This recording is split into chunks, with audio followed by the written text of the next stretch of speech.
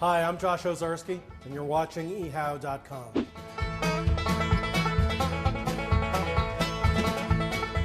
You caught me while I'm getting my pan ready to make the perfect onion slider. That's a little bit redundant a term. You know, all sliders basically means onion sliders, and in fact, all the original hamburgers as they were invented were in fact what we call sliders. Little tiny sandwiches, perfect, small, elegant, simple.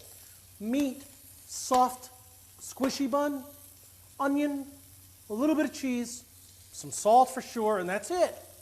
No ketchup, no mustard, no tomato, no lettuce, no gorgonzola, no bacon, none of that crazy crap that you see on hamburgers today.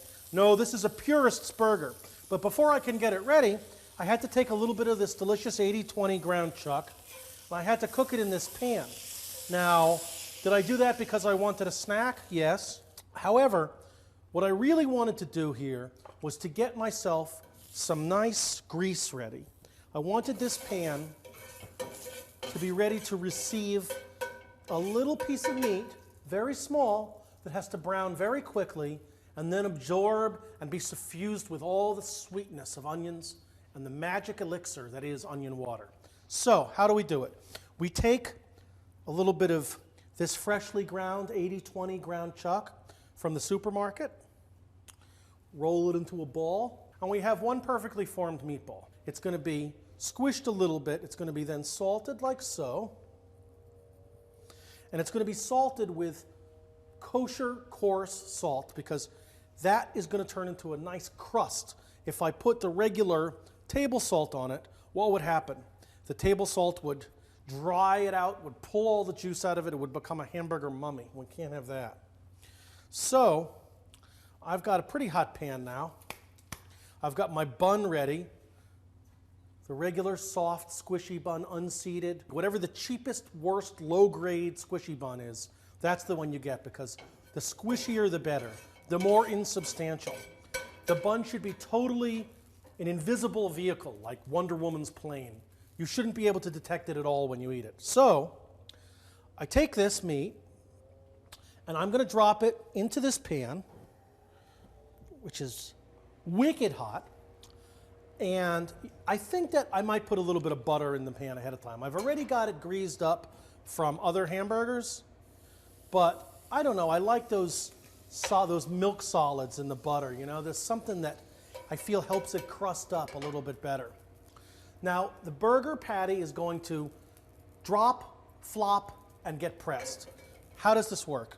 I drop it, I flop it, and once it's flopped, it gets pressed. Now, the reason for this is that the original contact with the pan gets me some cauterization or whatever on the meat, and that keeps it from sticking. If you push raw meat, it sticks to the spatula. Now I've got some burger.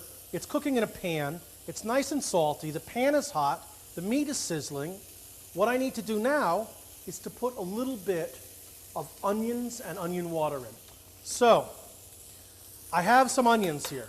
They're sitting in onion water. You know how I made onion water? I added water to the cut up onions and a little salt to that. Lots of salt everywhere here. I am going to take some of these onions and the onion water and I'm going to pour it like this. Uh-oh, look at all that onion fumes. Get your eyes away. A lot of sulfuric acid there. What's happening though is that as that onion water is going all over the place, it's suffusing the burger itself. Every bit of burger is being filled with onion steam and onion taste. What's more, it's simultaneously deglazing all the black bits up. All right, it's got the onions, it's got the onion water. It's time to flip it, cheese it, and bun it. First, I reach in, I flip it. Nice and brown, you see, despite the onion water. Now the cheese goes on top. Now the bun, bottom bun first, goes on top of that. Now I've got about a 5-second count to have an exquisite moment of extended expectation and anticipation for the joys that are about to come my way with this perfect, historically unchanged, atavistic masterpiece of a sandwich. What? You say? It's time to eat it? I agree. Up it comes with its onions. It slides onto the top bun. It gets flipped over. And this burger is now completely unique. If you eat this, the cheese on the bottom, the onion taste all throughout, the soft, squishy bun. You will really experience a taste of hamburger history. I'm Josh Ozersky. Thanks for watching, and check back again on ehow.com.